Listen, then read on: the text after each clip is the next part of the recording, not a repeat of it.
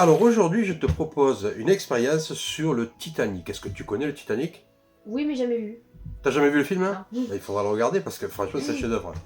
Et donc en gros, voilà, pour t'expliquer, le Titanic, le 14 avril 1912, il a sombré. Il y a beaucoup de personnes qui ont disparu parce qu'il n'y avait pas assez de barques de secours, de canaux de secours.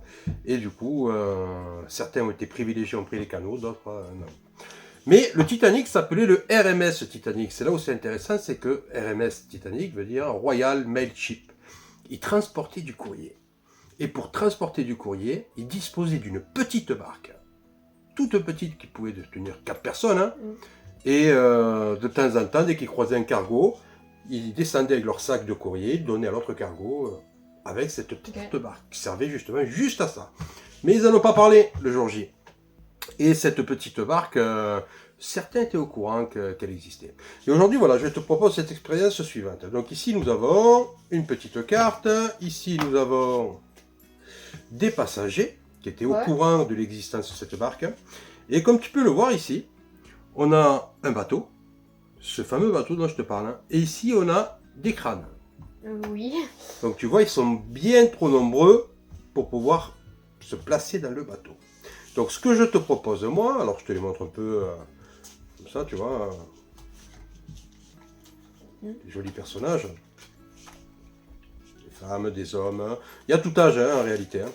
Ben, ce que je te propose avant tout, c'est de choisir toi-même qui va pouvoir aller sur le bateau. Alors je vais te donner 4 cartes. Hein. Voilà. Tu vas choisir, les disposer autour et choisir une personne qui va être sauvée, qui va pouvoir monter à la barque. Hein, et on va imaginer que les autres se battent et ne pourront pas monter parce que c'est la panique générale à bord. Je vais mettre ça là. Très bien, c'est ton choix. Tu ne veux pas changer? Non. Elle est sauvée, elle est sur la barque. Les 3 autres périssent. Je sais que c'est des choix difficiles, hein, mais ça fait partie de l'histoire. Alors, 4 autres, tu as compris le principe, parfait. Oh, ils ont été gentlemen, ils ont fait monter la grand-mère. Allez, encore. Et après, il restera les 4 derniers ici. Alors, que vas-tu choisir? Bah, je vais garder le seul. Le seul homme ici. Oh, le girl power n'existe plus. Et encore les 4 derniers. On va voir qui tu vas sauver. Très bien. Encore une femme. Parfait. Donc tu imagines que tu as eu le choix. Oui. C'est bien toi qui as choisi tout ce que tu voulais sauver et ceux que tu as voulu voir disparaître malheureusement. Alors on en a 4 ici et je vais te demander maintenant de prendre 2 dés imaginaires. Je te les donne. D'accord. Merci. Mélange, tu jettes ici et tu vas me dire combien faut ces dés? 7. 7? Très bien. Tu vas tourner 7 fois, chaque fois d'un quart, la carte.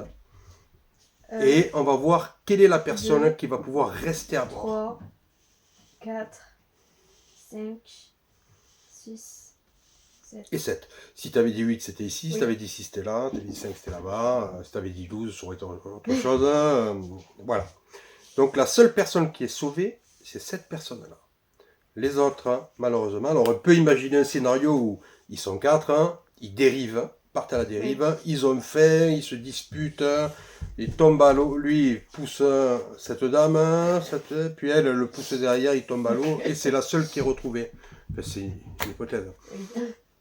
Tu as fait tous ces choix, il y avait tous ces personnages-là, tous des noms différents, et pourtant, imagine que c'était prévu tout ça. Parce que si tu retournes la carte d'embarcation, c'est exactement la même personne qui a été sauvée. Oui. Alors, il est pas mal celui-là, hein? Oui. Merci à toi.